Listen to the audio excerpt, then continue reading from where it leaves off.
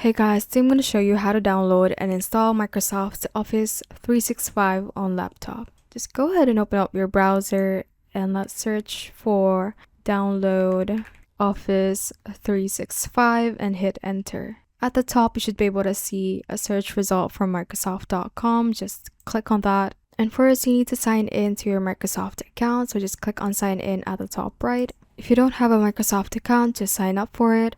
And once you have signed in, before you click on download now right here, first make sure that you have a Microsoft 365 subscription. Or you can also start a free trial by clicking on the try for free at the top right. Alternatively, you can also use the free Office Online for the web. So you can click on that one, and this is where you can sign in to use it for free on the web. Now, once you have signed up for a free trial right here with this button, try for free, we can then click on download now right here and select download for Windows and just save the setup file. Once it is done downloading, just open it up and click on yes, and the setup will then start downloading the Microsoft 365 apps. Thanks for watching. If you found this useful, hit that like button and subscribe for more videos like this.